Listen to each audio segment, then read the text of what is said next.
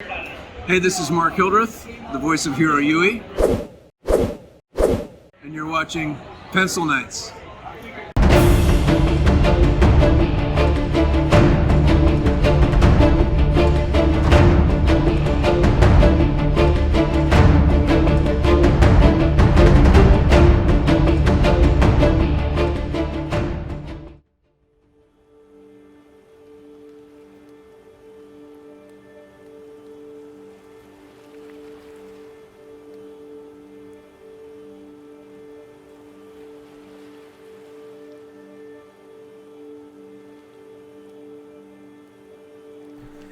Hey everybody, let's get this show on the road. We're going to start out first with the hardest part about this build, which will be the hand and buster rifle connection point.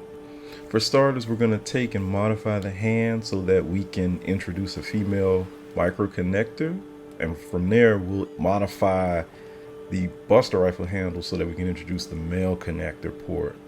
We'll do tests just to make sure everything fits together, but keep in mind this area is very delicate and you don't want to tear up the plastic. After all, this is a perfect grade, so can't exactly go buy new parts. So have fun with this one, guys. And oh yeah, we're also going to give the beam sabers the same treatment as the twin buster rifles as well. For this modification, you want to take it really slow and use the Dremel on the lowest setting. Reason being is, the faster it goes, the more friction and heat will start to build up in the part, which can force it to melt. And you definitely don't want that because it'll deform the shape of the part. So you want to just slowly drill a hole. And even if you have to hand drill it yourself, do so.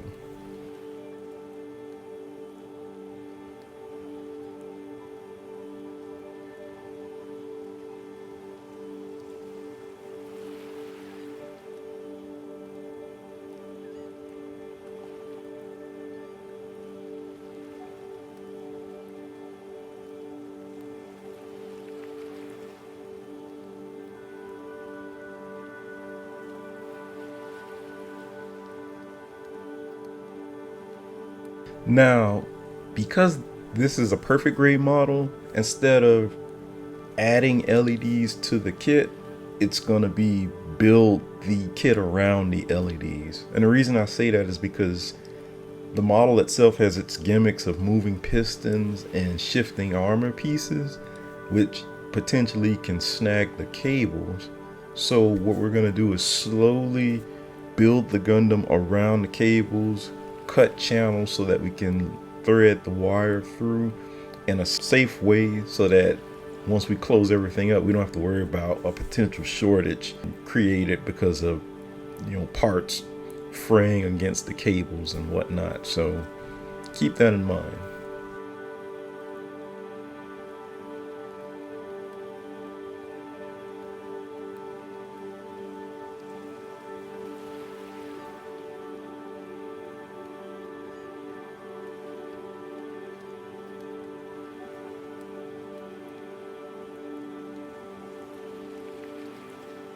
One other thing, because of how the model is engineered and the LED installation that we're conducting, some of the armor parts can't be detached once we put them together.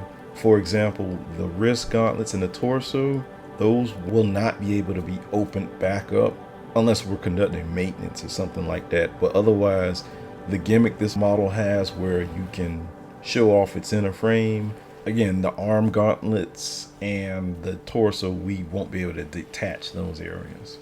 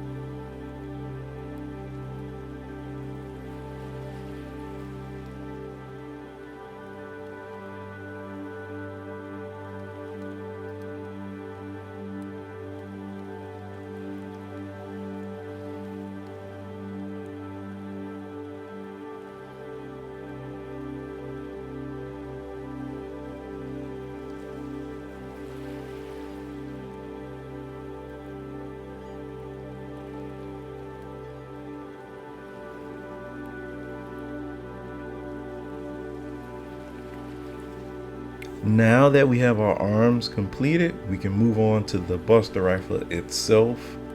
And for starters, we're going to go ahead and make the necessary modifications within the handle so that we can introduce our micro mil connector.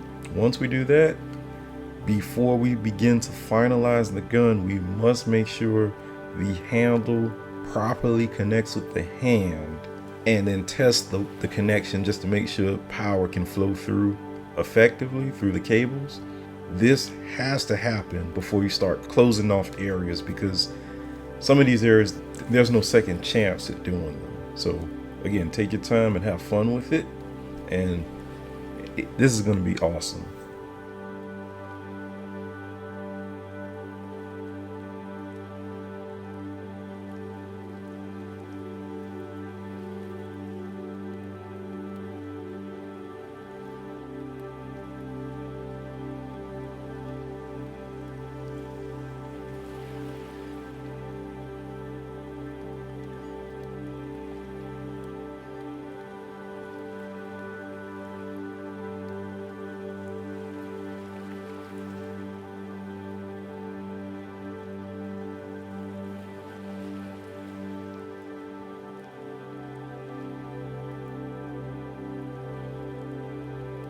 Here's a quick walkthrough of what you want to make.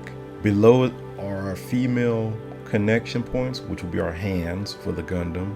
Above it will be our male connection points, which will be in the handles. And then right above it will be a female and male connector point, which will allow you to connect the guns and place the twin Buster Rifle in either the right or left hand, and both barrels will remain powered.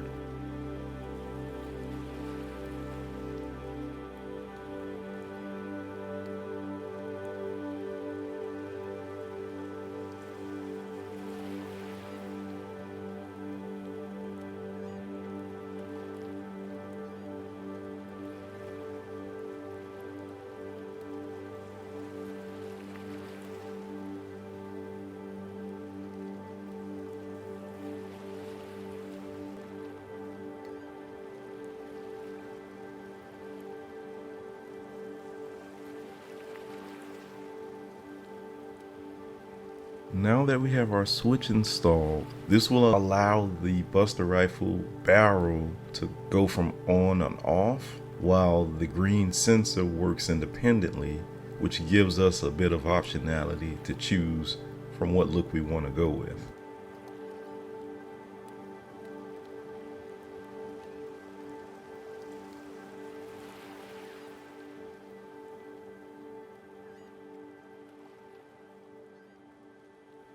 At this point, we now have our micro connectors, our switches, and all LEDs installed into the Buster Rifle, and it's time to bring all the cables together and so on. But before we even connect those two things, we have to install one final piece, which is our flickering circuit. So it'll be the barrel first, then the flicker circuit, then connect it to the switch. Then of course, you connect the switch to everything else within the barrel.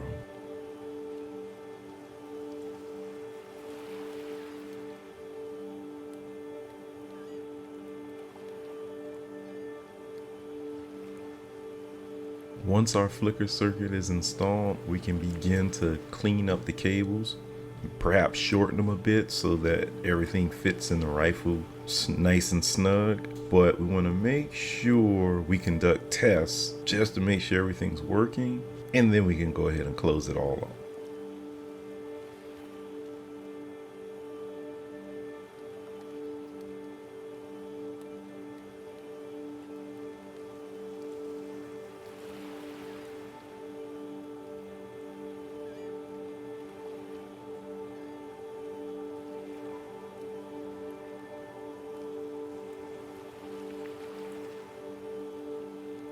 For the legs, we're going to go ahead and install just micro connectors, no LEDs this time. Reason being is because, well, there's no lights in the legs. But what we do want is to have options on where we want to power the Wing Zero. So we're going to put one connector in each leg towards the ankle. Now, it gets a bit tricky because The entire leg has multiple moving, shifting armor gimmicks, and so we have to navigate all of the moving parts and make sure we keep the cables safe and away from the moving parts so there's no shortage. And because the leg bends, we want to make sure there's enough slack within the knee area so that the bottom ankle and the top of the thigh, those two connectors would have enough slack to move around, and you don't have to worry about it breaking.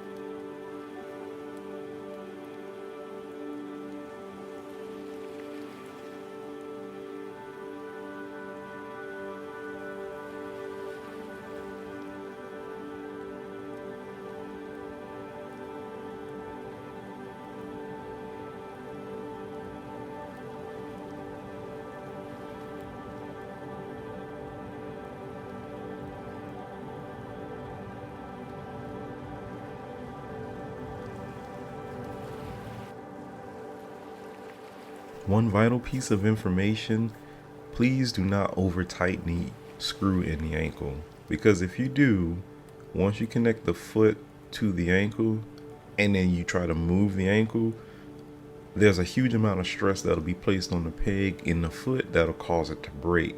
This has happened to me in the past, and I've read that it's happened to other people that own this kit, so fair warning, please don't over tighten that ankle screw.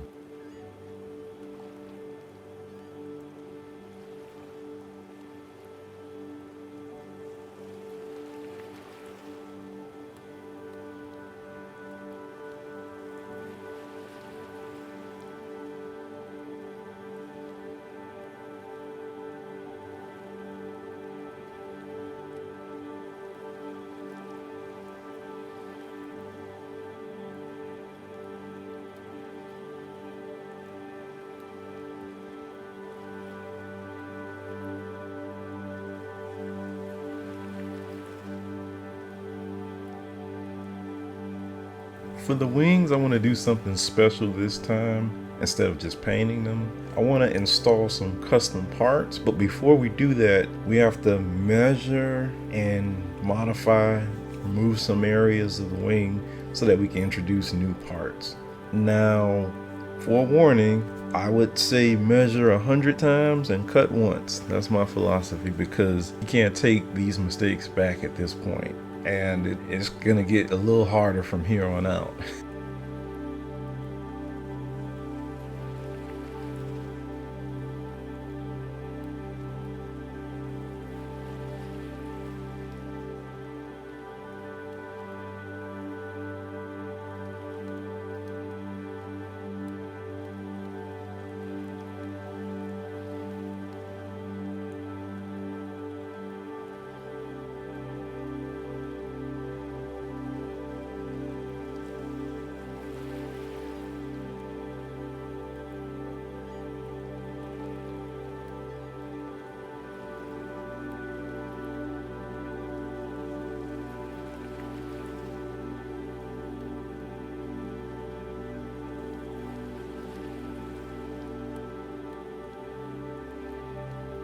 For the custom parts, I've taken inspiration from the MGSD Wing Zero Custom, the wing area in particular, on how the engines and the shifting armor works. I'm gonna go ahead and try to replicate that process onto the perfect grade to add some flair, because this kit really needs it. I wanted to take time out to show you the evolution from the first 3D printed piece to our current working part. Here's a quick tip when making 3D parts. You want to make sure the part fits and it's the correct size. Once you got that, then you can begin to start to add a little bit more details.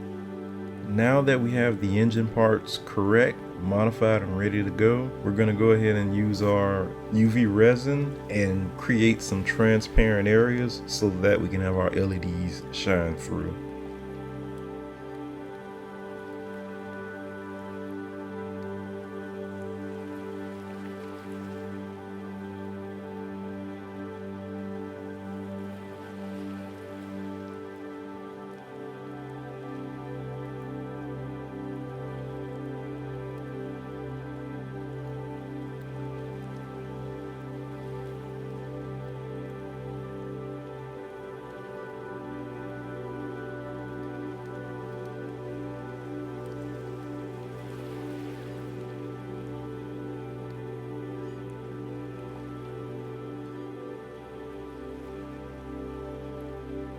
And of course, we have to add our white acrylic paint so that we can diffuse the LEDs. This will keep us from having any hot spots, but an even glow throughout the part.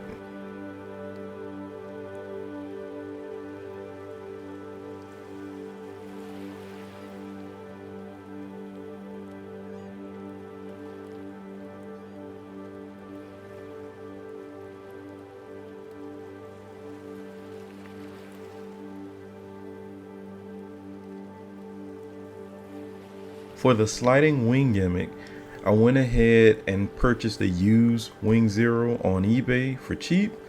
From there, I harvested the wings to get the part that I wanted. And with that part, we're gonna go ahead and clean it up, add magnets so that we can have a cleaner and easy connection as opposed to using hinges.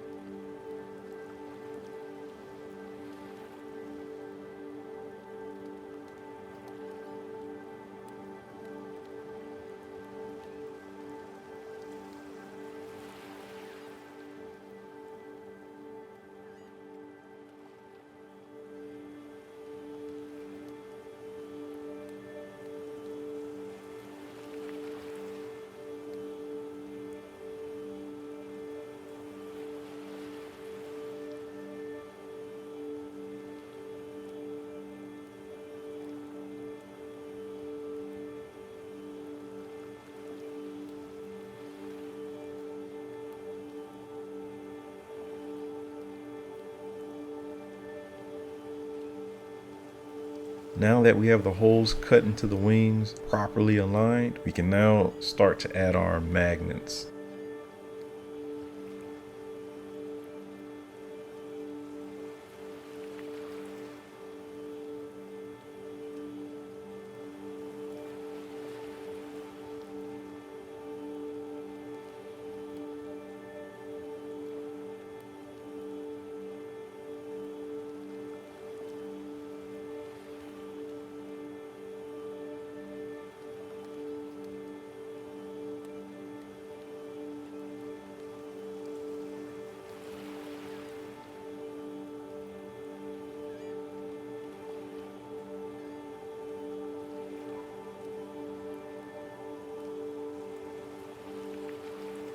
For this part, we're going to go ahead and add another magnet so that it'll help lock the sliding gimmick in place, because without it, the wing, it just kind of swings around freely. You don't want that, but with the second magnet, it'll hold it in place.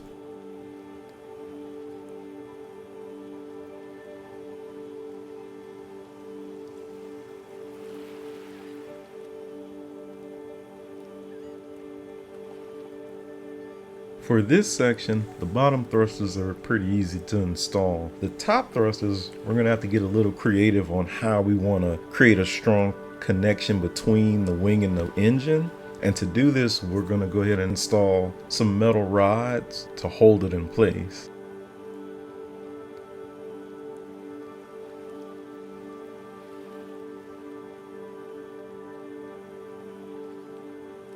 We'll start with just 2 rods first, just to make sure they're aligned, and then we'll go ahead and add the other 2.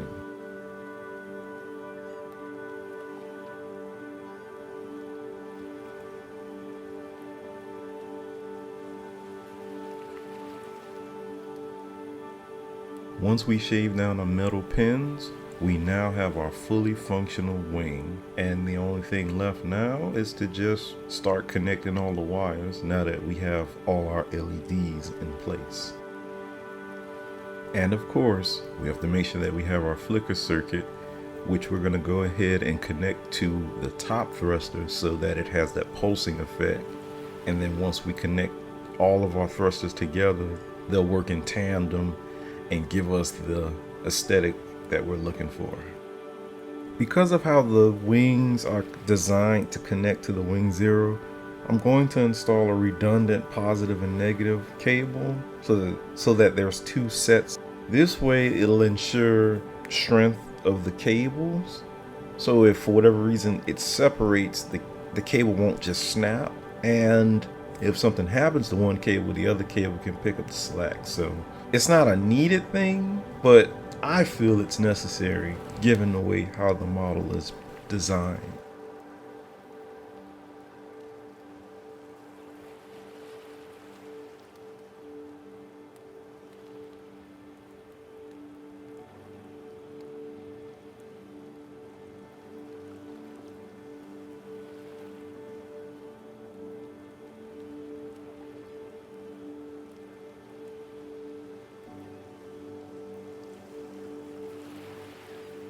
So for the wing brackets, I would have liked to snake the wire through the brackets all the way into the backpack. Unfortunately, because of, again, how it's engineered, we're gonna have to snake the cables in and out through the brackets. And the primary reason is so that we can have enough slack to where the wings can, or at least the brackets can swivel with, uninterrupted movement. And the best way of going about it is to just have the wires exposed, but we'll use a heat shrink to cover them so that it's not distracting and it'll look as if it's part of the actual build itself.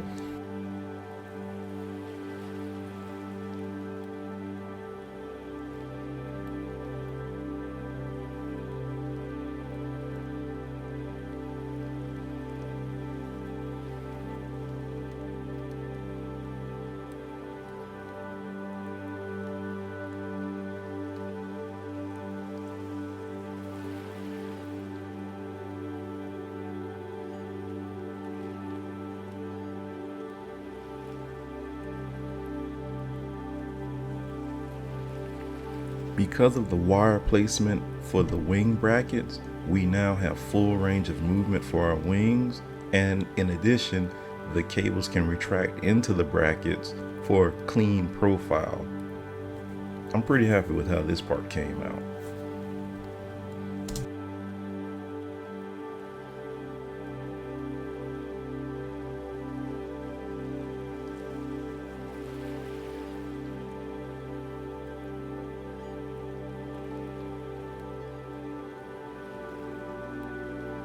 Alright everyone, that about wraps up part 1 of the Wing Zero Custom PG build. Stick around for part 2, I got some fun stuff coming. And if you enjoy what you're watching, please like, share, comment, and subscribe. And also have a great day.